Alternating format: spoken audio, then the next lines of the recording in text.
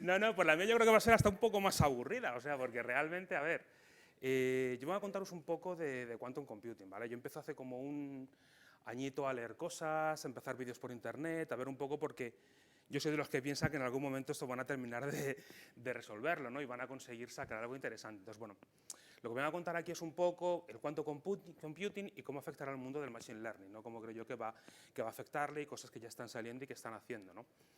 Soy Roberto Navarro, trabajo como Azure Evangelist en temas de Big Data, Inteligencia Artificial y Entity Data, y bueno, pues ahí tenéis mis datos de contacto en redes sociales o mi correo, por si necesitáis alguna cosa.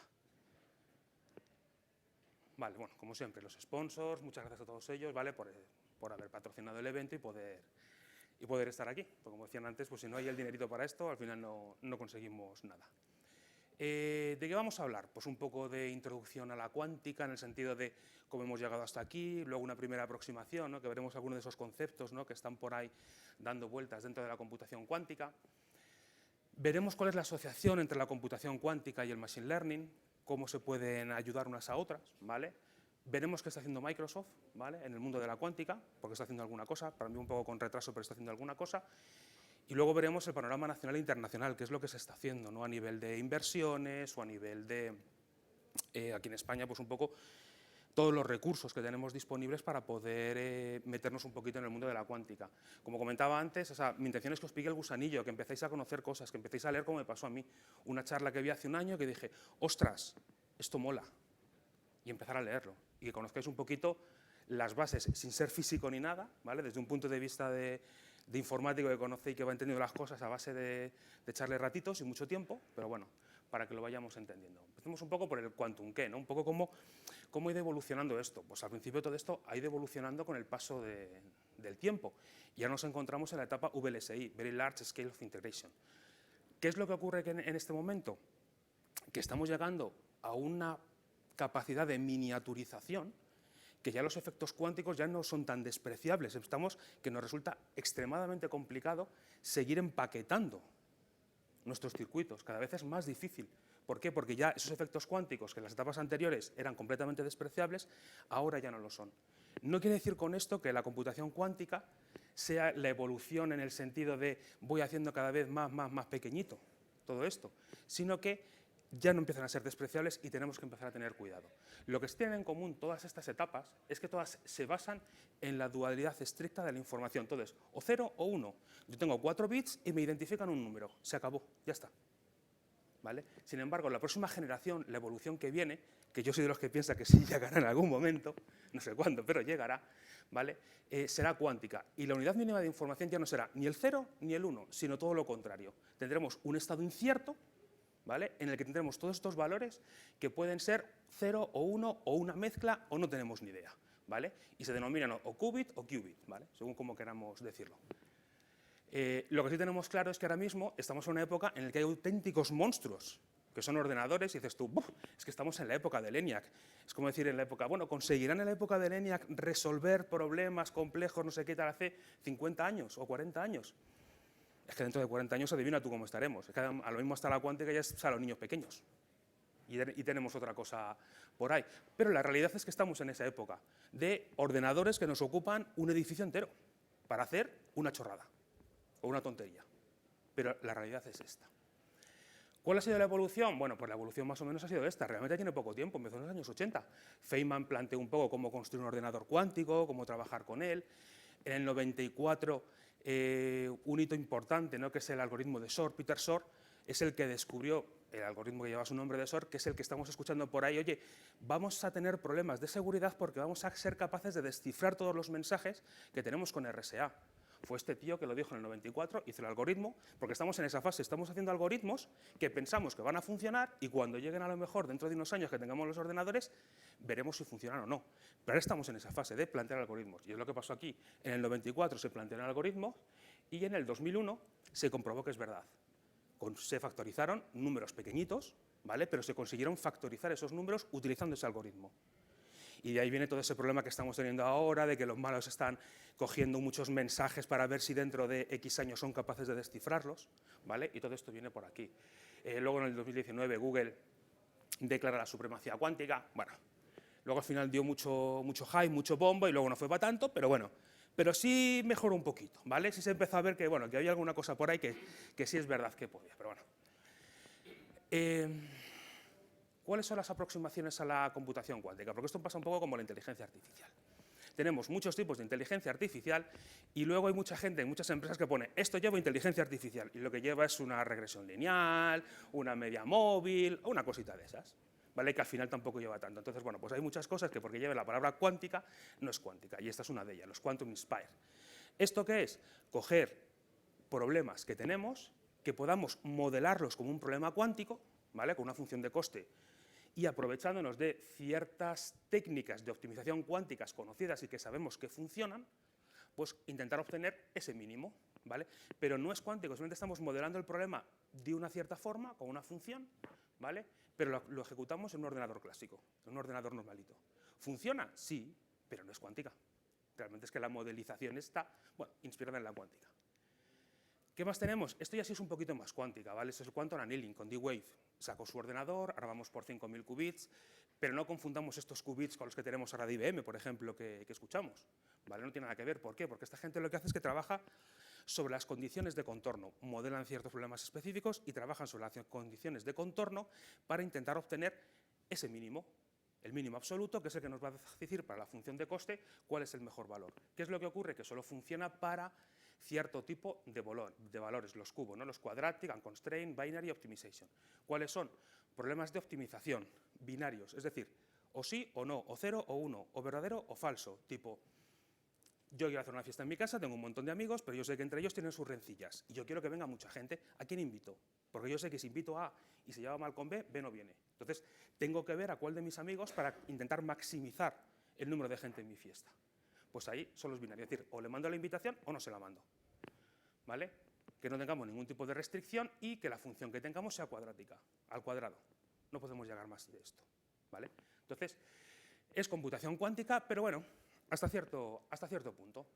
Y luego tenemos un poco la que para mí ya sí que es la que se está trabajando ahora y que realmente sí es computación cuántica, que es un poco la misma que conocemos nosotros o la base de los ordenadores que tenemos, que son con las puertas lógicas, utilizando puertas cuánticas, que podamos actuar sobre un qubit específico, podamos hacer ciertas operaciones con ellos, podamos trabajar con ellos y obtengamos un resultado, ¿vale? Entonces, ¿aquí qué es lo que tenemos? Aquí hay un tema con esto que siempre hay mucha confusión y es que decimos, yo tengo un ordenador, vale, vamos a tener ordenadores cuánticos, pero la realidad es que no vamos a tener ordenadores cuánticos, al menos en un futuro cercano, y hay empresas en China que están intentando hacer portátiles cuánticos. Pues no sé si llegarán a algo con eso o no, no lo tengo muy claro, pero bueno, se está pensando por ahí, pero yo creo que en un corto plazo ni en un medio se va a tener, ¿vale? Algo medianamente decente. Entonces, ¿qué es lo que tienes?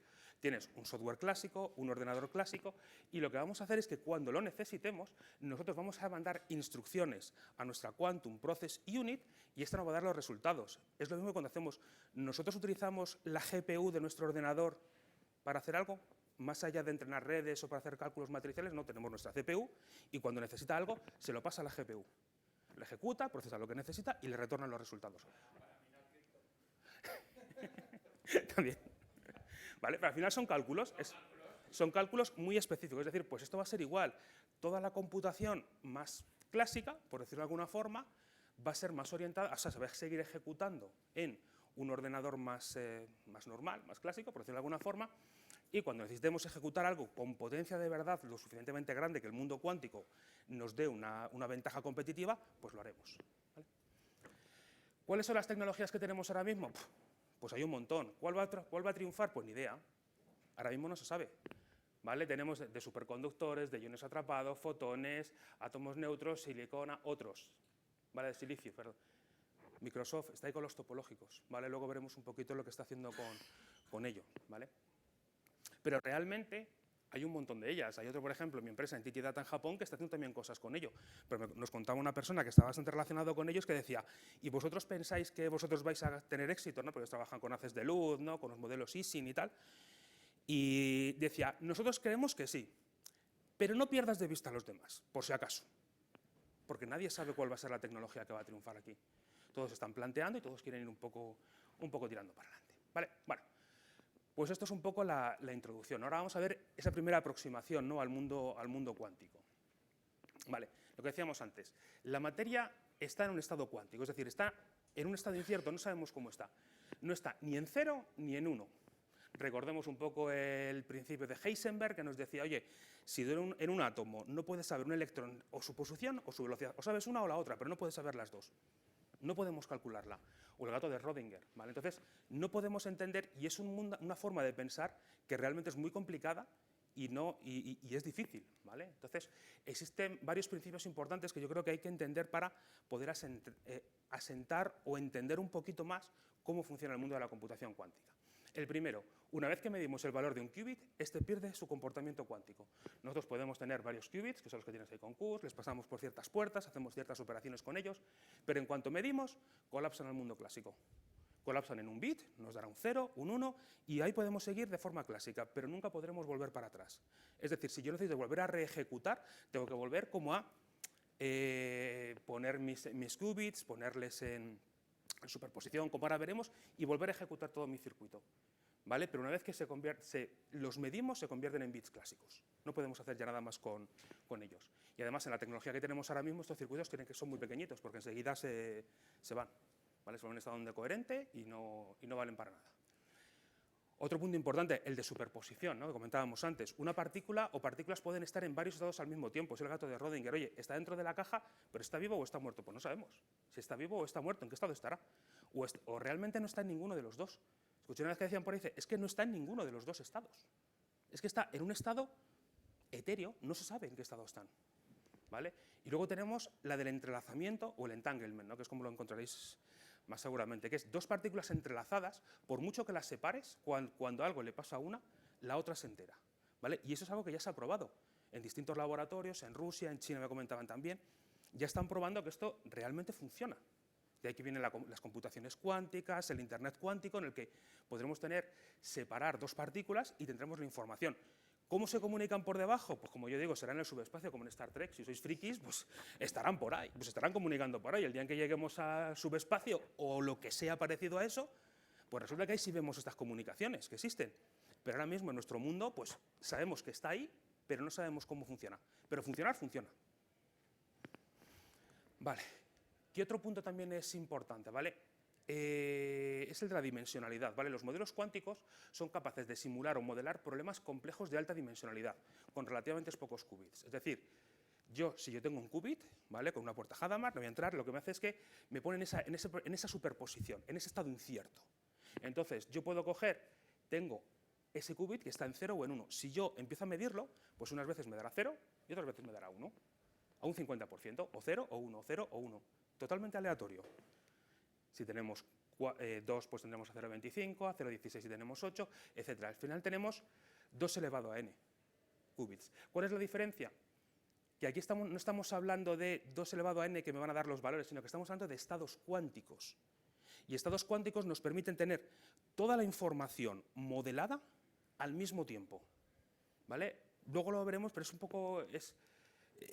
es que es complicado. O sea, es una forma de tenerlo todo al mismo tiempo, todas las posibles soluciones, y tú lo que vas a hacer con esas puertas lógicas, intentar obtener el resultado que a ti te interesa para cada momento. Y es un resultado probabilístico, es lo que decíamos, es probabilidad. Yo creo que nunca vamos a llegar a que nos llegue siempre un resultado 100% exacto, como puede pasar con la computación clásica. Entonces, bueno, pues podemos tener y llegamos hasta un montón. 2 elevado a 127, tenemos un porrón de estados cuánticos y dices, esto es una locura, con 127 qubits, o sea, todo lo que podemos hacer. Podríamos representar un montón de estados cuánticos. Tampoco son tantos, 127, pero fijaros el número que nos sale ahí de estados cuánticos. Pero aquí hay una cosa que os planteo. ¿Algunos seguís por dónde va IBM en cuántica? 433. Efectivamente. 2 elevado a 400. Este es de hace 3 meses, 4, 10 de noviembre.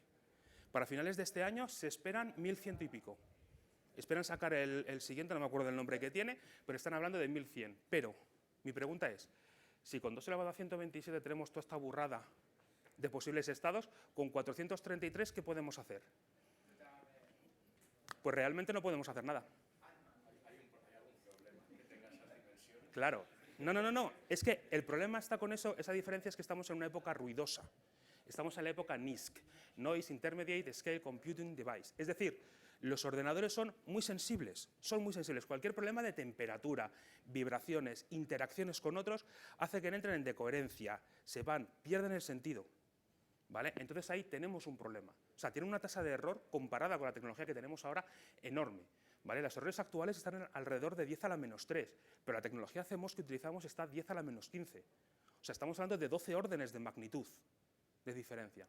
Es decir, nos queda mucho hasta que lleguemos a tener un qubit, que lo comentábamos antes, que tengamos esa capacidad de poder llegar a eso. ¿Qué es lo que tenemos que hacer? Tenemos que montarnos algo que nos permita asegurar que el resultado, al menos probabilísticamente, tiene sentido. Y es el concepto de los logical qubits. Es decir, lo que vamos a hacer es agrupar lógicamente un montón de qubits físicos para que nos permitan conocer a partir de, si tenemos n qubits, pues probabilísticamente vamos a poder obtener ese resultado. Es decir, oye, si la mayoría me está diciendo 1, pues será 1. O si la mayoría me está diciendo menos 1, pues será menos 1. Entonces, tenemos que hacer este tipo de agrupaciones. ¿Cuál es la relación exacta que debemos de poner? Porque es la siguiente pregunta lógica. Oye, yo tengo tantos qubits físicos, ¿cómo los tengo que agrupar? ¿En grupos de 100, de 150, de 200, de 500? Pues esto depende de muchos factores, del tipo de algoritmo, la tecnología que haya por debajo, cómo estemos programando las cosas, depende de muchísimos factores. Entonces, lo que ha sacado hace poquito Azure es el Azure Quantum Resource Estimator. Es un framework en el que tú le pasas una serie de parámetros, ¿vale? No voy a entrar mucho porque si no habría que meterse, pero bueno, pero lo que te da es que a partir de un problema específico que tú le das, ¿vale? Él es capaz de estimar. Entonces te dice, por ejemplo, oye, para una reacción catalítica con 64 electrones, 56 orbitales, bla, bla, bla, un montón de características, lo que tú quieres, él te va a decir, oye, esto en un ordenador cuántico va a tardar en ejecutarse para esto que te está dando, ¿vale? Para esta estimación, 2 semanas, menos de 2 semanitas. Oye, para un proceso cuántico tampoco es tan malo. Si nos vamos abajo, Classical CPU, GPU Wars, 1 millón de horas. Estamos hablando de 114 años. A ver, yo creo que la diferencia, lo otro es manejable. Lo dejo un viernes, pero realmente es mucho tiempo. Pero bueno, pero 114 años para una reacción catalítica, vamos, ya se nos ha ido la reacción catalítica a tomar por saco. La parte importante, ¿esto tiene para brillar? Sí. Ah, mira, sí tiene para brillar. Vale, número de qubits físicos. Necesitamos 1,5 millones de qubits. Y estamos hablando de 1000, que para este año tendremos 1000 y ahora tenemos 14. Y necesitamos 2740 qubits lógicos. Esto, si lo dividimos, nos viene a dar 400 y pico. Es decir, el ordenador más potente que tiene ahora mismo IBM, que tiene la humanidad en computación cuántica, nos permitiría tener un qubit lógico. Con eso, o sea, estamos todavía un poquito lejos. Si queremos errores, o sea, exactitud, ¿vale? Ese es el tema, si queremos exactitud, ¿vale? Porque nos va a dar un error a la menos 17. Claro. Entonces, pero bueno, pero es a lo que vamos, o sea, que al final es la opción que tenemos, o sea, realmente los problemas del mundo cuántico solo se pueden resolver con ordenadores cuánticos, es que no vas a poder resolverlos de otra forma. Por lo tanto, por eso yo creo que sí llegaremos, porque es que es necesario para muchas cosas, ¿vale? Tener estas opciones. Vale. Vale. Vamos a ver un poco los estados cuánticos, ¿vale? Porque este es un poco ya lo gracioso. Cuando tú coges una serie, tienes tus 4 qubits, ¿vale? Y tú lo que haces es que los pones en superposición, lo que decíamos antes, ¿vale? Tenemos todos esos posibles estados al mismo tiempo, ¿vale? Yo no tengo aquí un valor que es específico, decir, oye, yo mido un bit y me da 0000 o 0010 o el valor que sea. Yo mido un bit y siempre va a tener ese valor. No, cuando está en superposición son todos los valores al mismo tiempo. Y yo puedo operar con todos ellos al mismo tiempo. Le paso por un circuito cuántico, y podemos hacer con ellos las operaciones. ¿Por qué? Porque al final lo que yo busco es que jugando con las interferencias, con ese famoso experimento de la doble rendija y todo eso, que al final no eran como 2 elementos, sino que era una función de onda que se generaban, jugando con esas interferencias, intentar obtener un valor en el que veamos un poco lo que pasa con las redes neuronales. En las redes neuronales, ¿quién ha conseguido, por ejemplo, habéis trabajado con eso, o en cualquier otra tecnología de ML, que nos dé un valor del 100% a algo, a lo que sea? Yo creo que nadie. Todo el mundo tiene un 85, un 90%. Ups.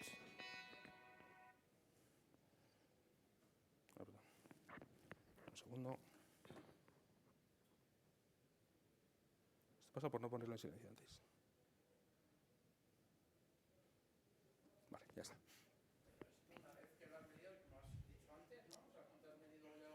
Lo pierdes. Tienes que volver a iniciar tu proceso, generar tus qubits, ponerlos en las Hadamard son las que me permiten ese entrelazamiento.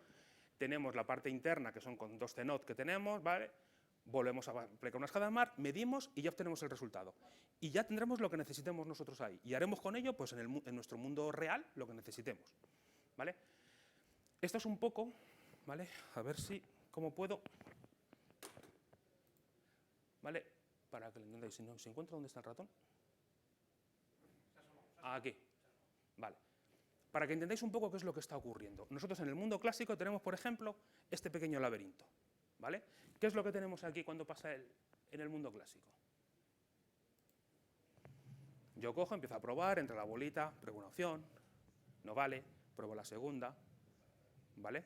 Yo voy haciendo todo el rato voy probando hasta que llego.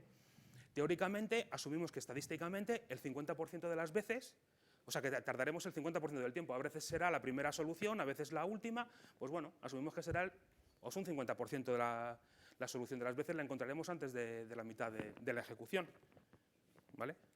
¿Qué es lo que nos pasa en el mundo cuántico? Fijaros a la derecha. Lo que yo estoy haciendo es que estoy calculando todas las posibles soluciones al mismo tiempo. Esa es la ventaja. Sí.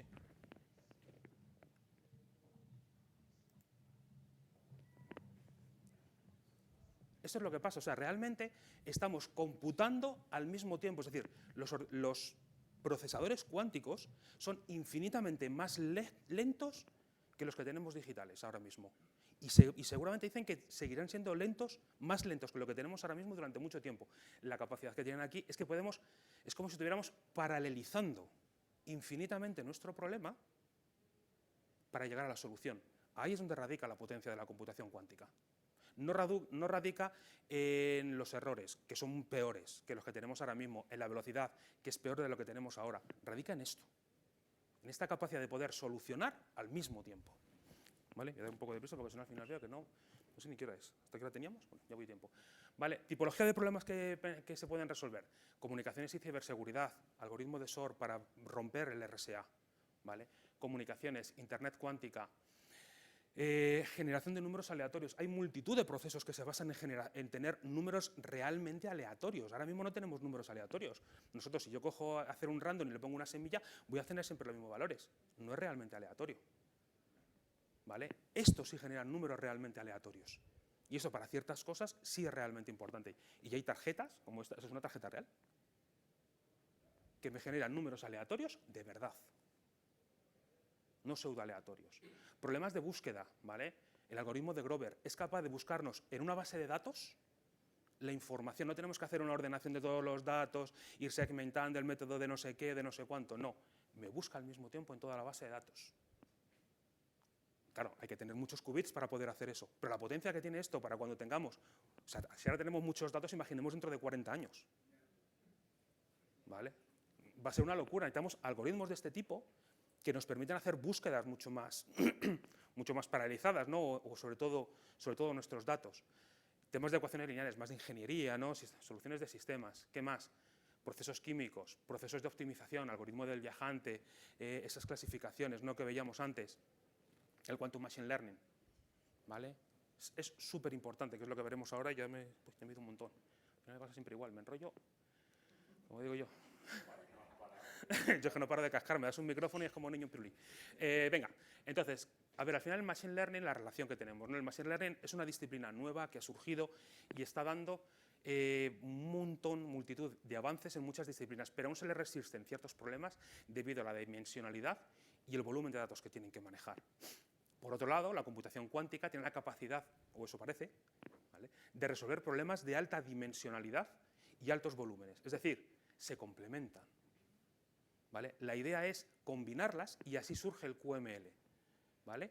Y hay muchísima gente y muchísimos investigadores trabajando en esto. La mezcla del Machine Learning con la computación cuántica y ver cómo poder aplicar todo lo que sabemos hasta ahora de la cuántica a resolver problemas de Machine Learning. Entonces aquí hay una frase que me encanta de Penny Lane que dice, si el Machine Learning es interesante, el Quantum Machine Learning es doblemente interesante. ¿Vale? Entonces a mí me encanta esta frase. Vale, venga. ¿Cómo nos aproximamos al Quantum Machine Learning? ¿Esto cómo se resuelve realmente? Pues en cierto modo es parecido como hacemos con el normal. Nosotros tenemos nuestras entradas en el clásico, entradas, el Machine Learning y nuestras salidas. ¿Qué es lo que tenemos en el cuántico? Pues que se complica un poquito más. ¿Por qué? Porque nosotros podemos tener entradas clásicas, entradas cuánticas, salidas clásicas, salidas cuánticas. Si empezamos por la parte final, ya hemos visto, si vamos por la salida clásica, una vez que leemos, se acabó el mundo cuántico. Tendremos que ir a otro sitio, levantar o lo que sea, pero ya se nos acabó el mundo cuántico. Si vamos por el output cuántico, estaría fenomenal, porque podemos meterlo con otros procesos que tengamos por detrás. Eso al final es el santo grial, lo que se está buscando realmente, poder hacer todo un proceso completo desde un punto de vista más o menos cuántico. Para las entradas, lo mismo. Si tuviéramos sensores, se está trabajando en tener sensores cuánticos. Es donde realmente va a estar la potencia del mundo cuántico, ¿vale? El ser capaz de tener sensores que pasen ya la información cuántica, ¿vale? De procesos químicos, de otro tipo de procesos que sean realmente cuánticos para poder tenerlos. Y luego tenemos el input clásico. ¿Cuál es el problema que tiene? Que es que yo no puedo meter unos bits directamente a un modelo cuántico. Yo tengo que hacer un proceso de embedding. Y aquí es donde se está llevando mucho tiempo. Estos procesos son costosos, ¿vale? ¿Cuáles son los tipos de embeddings que tengamos? Para que los conozcáis. Hay más, pero estos son los más famosos. QRAM. Por un lado lo que definimos es una escala. Dime. ¿Esto de embedding es algo, tiene ese mismo concepto de lo que se ha aplicado a OpenAI? Pues no te sabría decir cómo lo utiliza OpenAI. En un sentido. ¿Vale? Nada, tranquilo. No. Lo que estás haciendo, lo que tienes que hacer es modelar tu información de una forma cuántica. Ahora lo vemos, ¿vale? Ahora vais a entender los ejemplos. Este se ve un poquito peor, luego los otros los vais a ver mucho mejor, ¿vale? QRAM, por un lado definimos nuestra escala. Yo tengo, por ejemplo, imaginemos 4 colores. Yo con 2 qubits puedo hacer el 00 es el rojo, el 01 es el azul, ¿vale? Tengo mi escala. Y por otro lado, los valores que me van diciendo a qué posición. Yo soy el de la posición 1, el de la posición 2, el de la posición 3. Esto como pasa en las redes neuronales. Yo no puedo meter un rojo, azul o amarillo. Yo tengo que darle valores numéricos. Pues aquí es igual. Tengo mi tabla por un lado y a quién representa por el otro.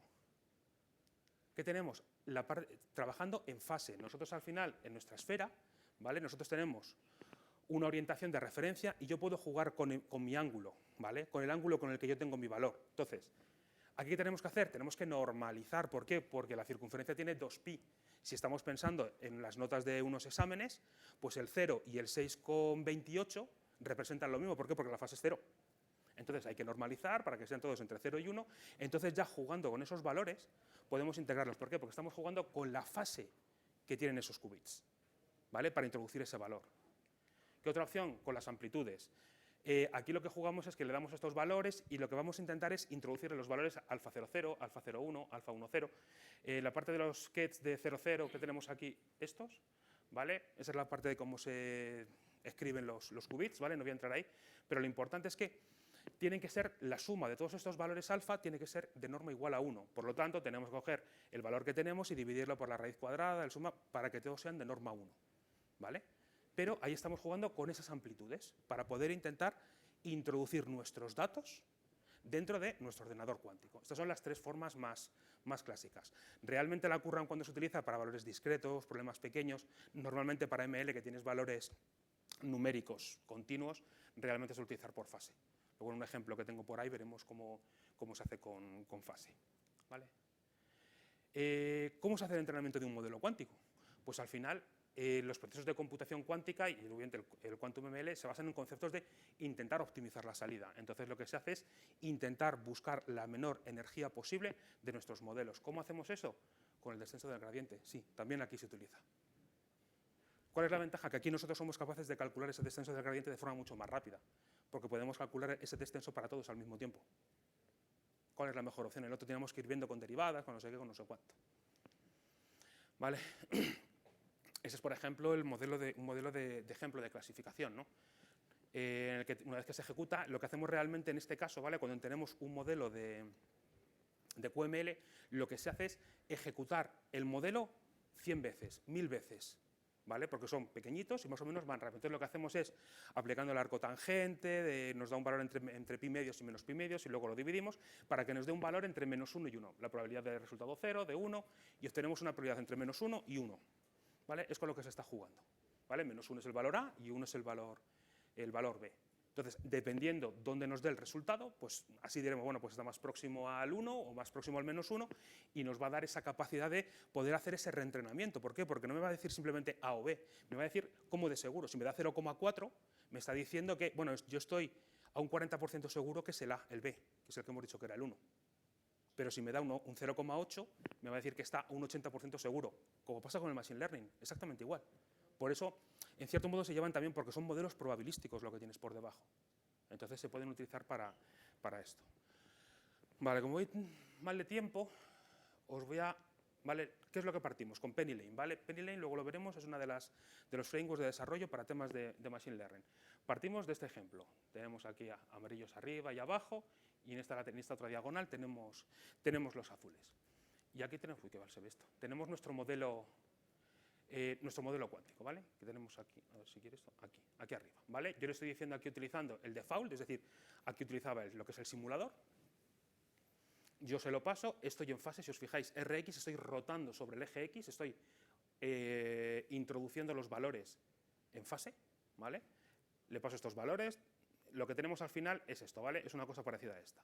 Tenemos nuestras dos líneas de los qubits, hacemos dos rotaciones, aplicamos una CNOT para obtener nuestros resultados. Entonces, si yo ahora empiezo a iterar sobre mi modelo, pues yo parto de esta solución, pues como muchas veces pasa en todos nuestros modelos, que tenemos una solución aleatoria.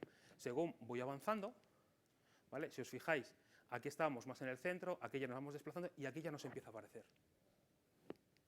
Seguimos avanzando, ¿vale? Y ya veis que aquí ya obtenemos ya una solución bastante aceptable, ¿vale? Y eso es aplicando una aproximación cuántica, ¿vale?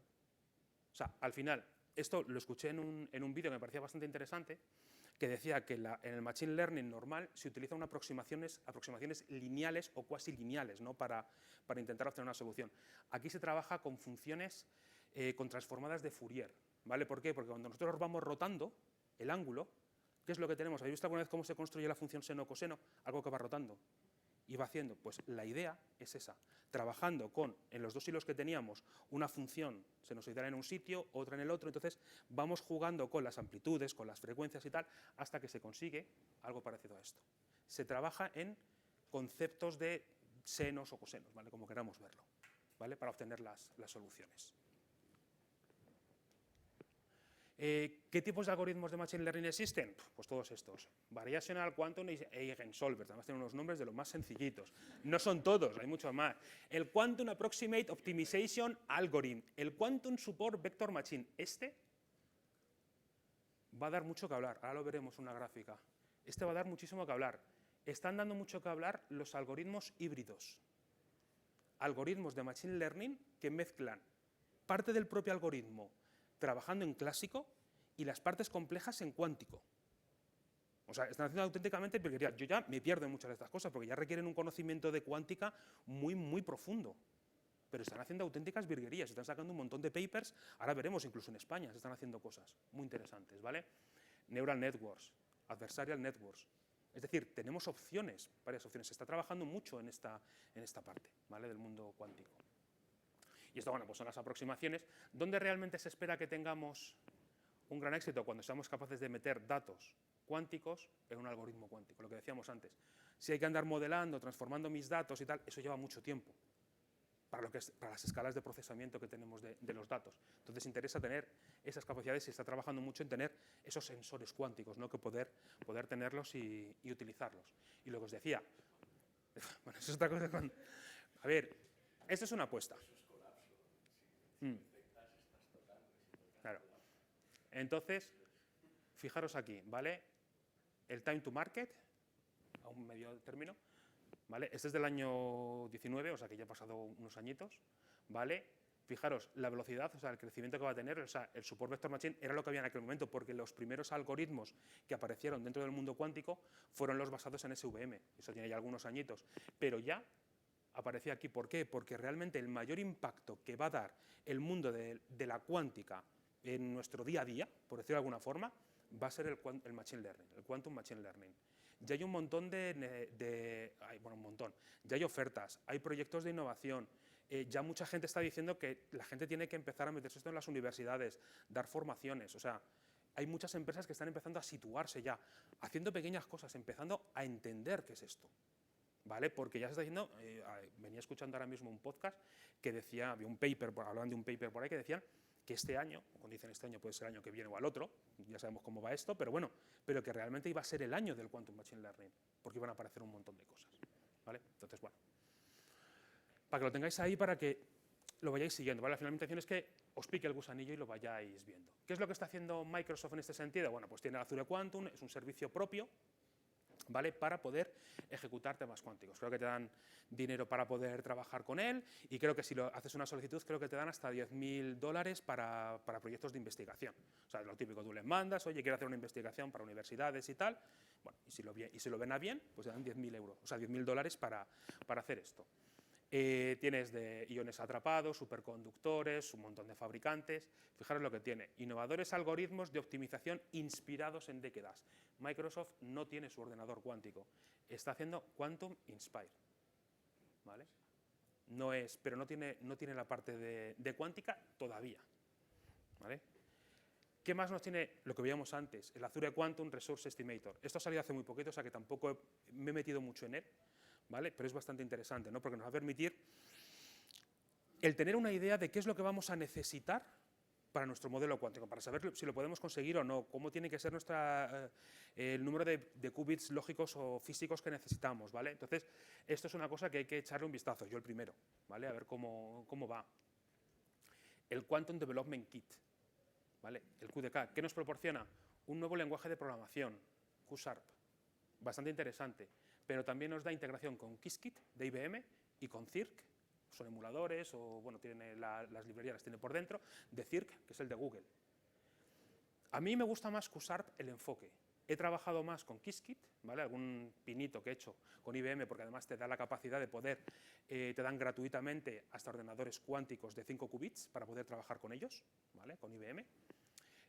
Pero el enfoque de QSharp me parece más interesante. ¿Por qué? Porque es un lenguaje de programación de alto nivel.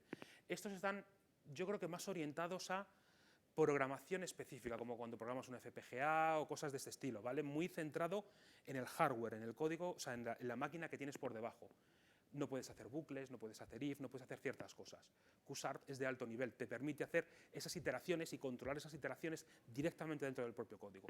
Aquí necesitas tener tu código Python que haga las búsquedas, que haga las operaciones y luego invocar a Qiskit para que te haga las cosas. QSharp lo tiene todo dentro, ¿vale? Entonces es una ventaja que tiene. Herramientas de desarrollo, con las suyas, Visual Studio, Code, Jupyter Notebooks, entornos de simulación, librerías y catas pues, para aprender, ¿vale? Aquí yo creo que está tirando bastante bien los tiros. MSLR, tenemos un track de formación específico de cuántica por si nos interesa. ¿Quieres sacar una foto?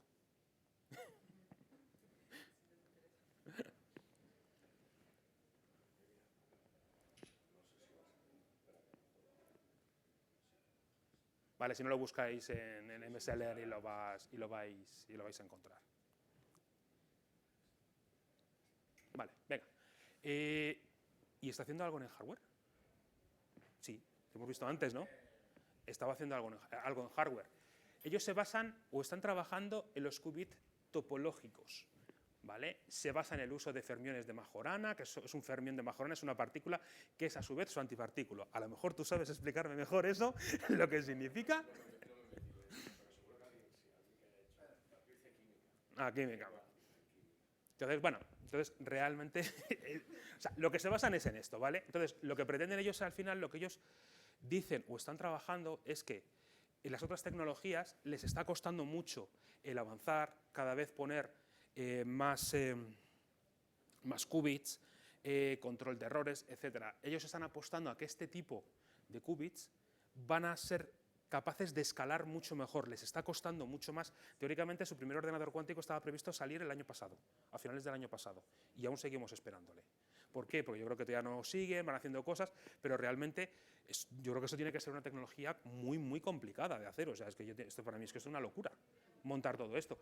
Pero la apuesta y en lo que ellos se basan es que estos van a ser capaces de escalar en el número de qubits mucho más rápido. La forma de fabricarlos va a ser mucho mejor. No va a tener, no lo he comentado antes, no va a tener tantas restricciones de temperatura. O sea, los qubits de IBM trabajan a temperaturas más frías que el universo. O sea, más frías que el universo. Es una barbaridad. ¿Vale? Entonces, bueno, pues aquí tenemos esto. Entonces, bueno, y lo que tenemos es esto, ¿vale? Aparte de los qubits topológicos, la parte criogénica, bueno, cómo va subiendo y bajando la información. Más información, Quantum Innovator Series, cosas que están sacando. Por ejemplo, aquí donde explicaban el Resource Manager que os decía antes. Salió el día 28, hace poquito, en el que explicaban, me lo vi el otro día, cómo funcionaba el tema de los topológicos, ¿vale? ¿En qué se basa? La newsletter, pues os interesa para poder suscribiros, ¿vale?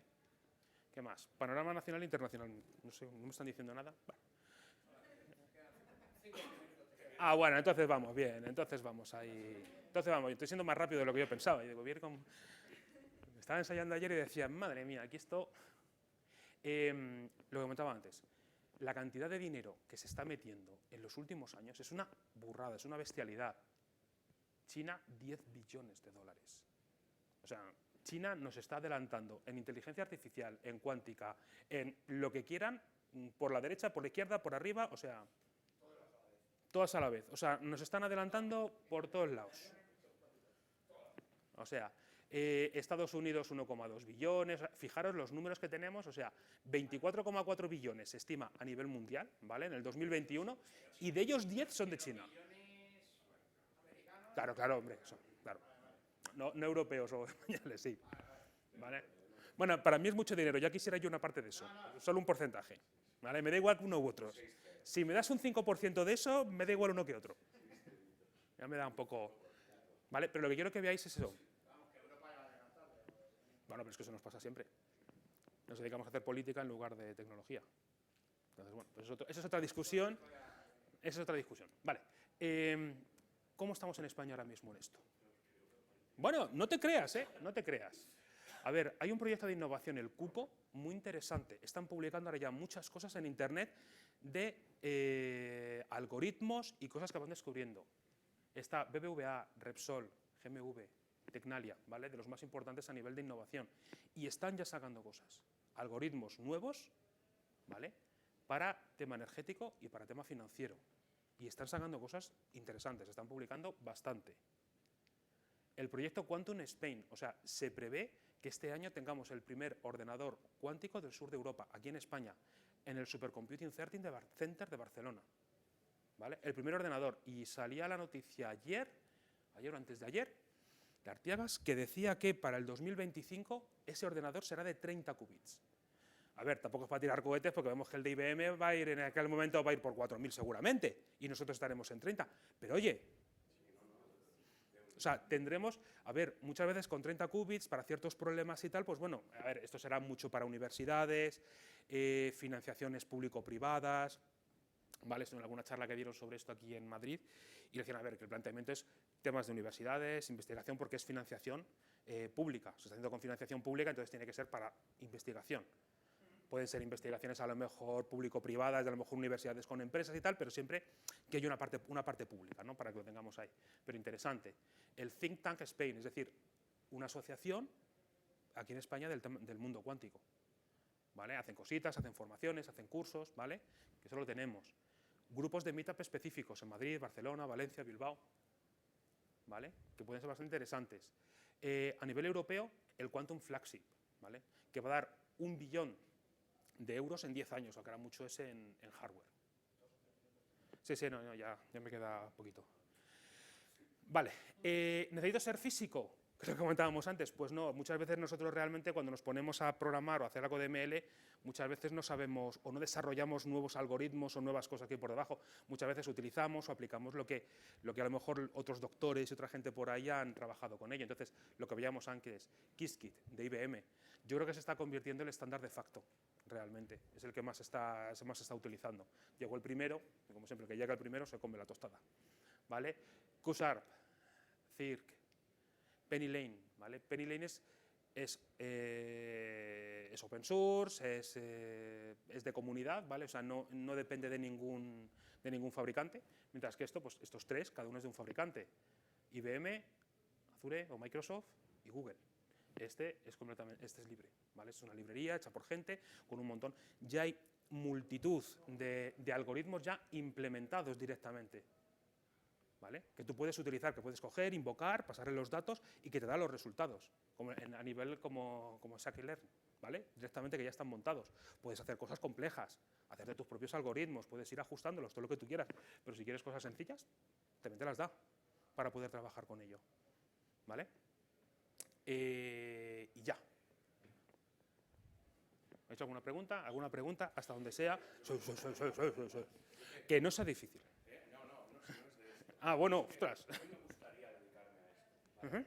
Yo soy químico, hice química cuántica, bastante de física y matemática. Y luego me dediqué a la educación. Y ahora estoy empezando a programar otra vez.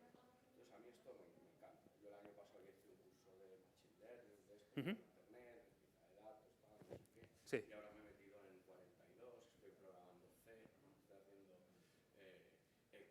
A mí me gusta mucho esto. ¿Cómo me puedo yo dedicar a esto? ¿Qué es lo que tengo que hacer? A ver, pues claro, pues al final esto, a ver, hay formaciones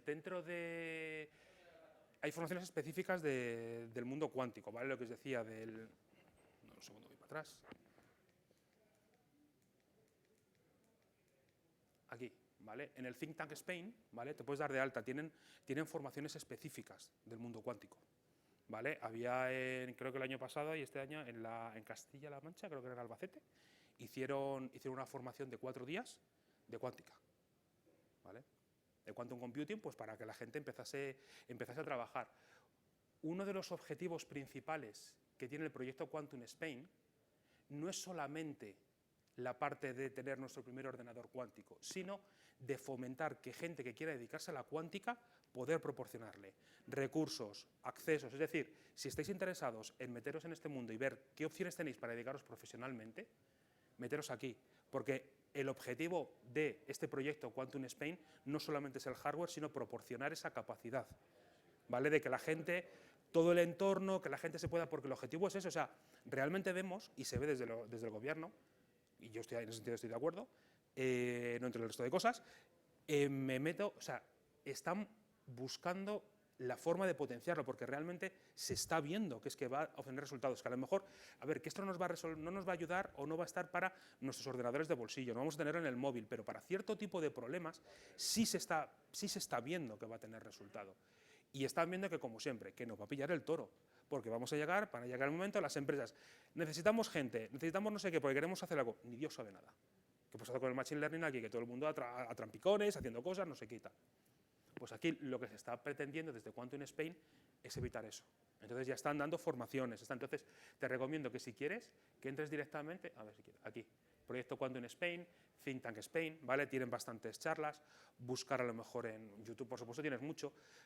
A lo mejor a ti en tu caso te da un poco más igual en ese sentido, ¿no? Pero la base matemática es compleja. Yo antes de estudiar informática estuve unos añitos en física, entonces hay variable compleja, álgebra lineal, estadística, bastante potente. La gente que venga a lo mejor de informática a secas o de cualquier otra carrera, como no tenga una base matemática importante, entonces os recomiendo que os hagáis algún cursillo y tal, en Udemy o cualquiera de estos, porque la base matemática es potentilla. Vale, yo tuve que refrescar pues, para empezar a enterarme un poco de lo que iba esto. Claro, entonces, bueno.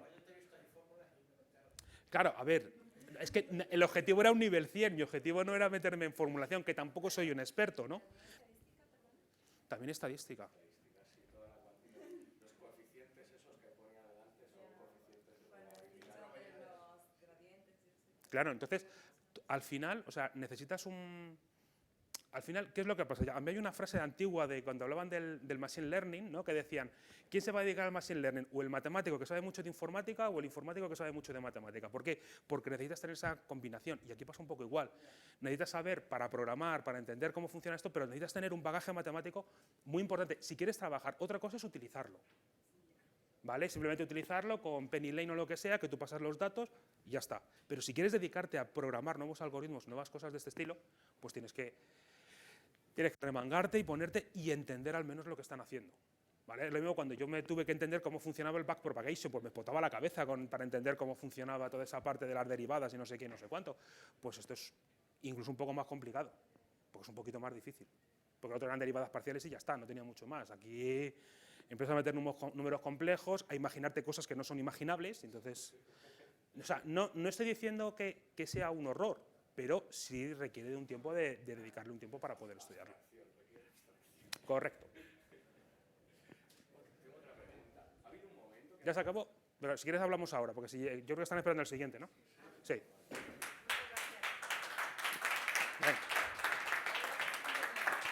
Venga. Te podemos escribir para cualquier cosilla. Sí, se podéis escribir sin problemas. Yo llego hasta donde llego.